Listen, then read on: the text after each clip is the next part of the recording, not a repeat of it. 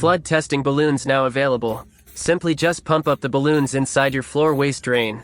Fill area with water as required.